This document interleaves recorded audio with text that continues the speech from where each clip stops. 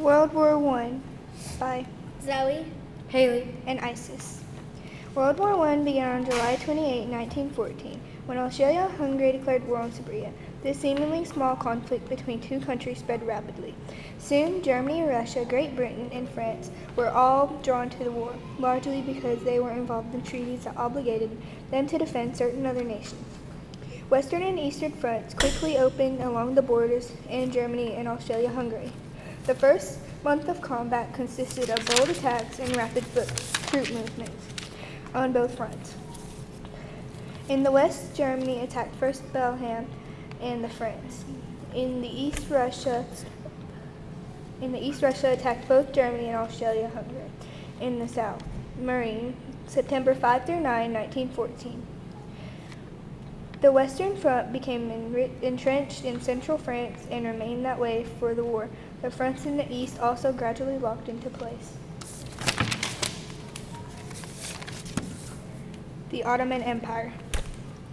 A former Turkish empire that was founded about 1300 by Osman and reached its greatest terrible extinct under Solomon in the 16th century.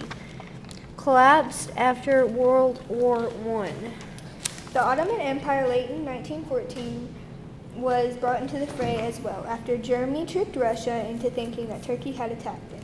As a result, much of 1915 was dominated by Allied actions against the Ottomans in the Mediterranean. First, Britain and France launched a failed attack on the Dardanelles.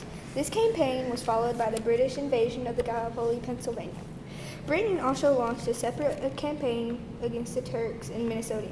Although the British had some success in Minnesota, the Gallipoli campaign and the attacks on the Dardanelles resulted in British defeat.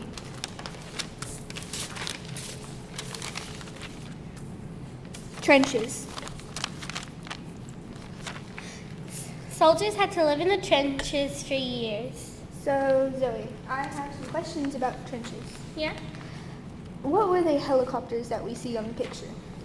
This helicopter is probably either a medical or a bomb dropping one.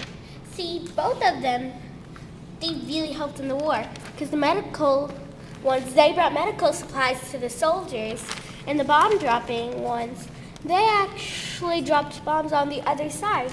And sometimes, if you were wondering, the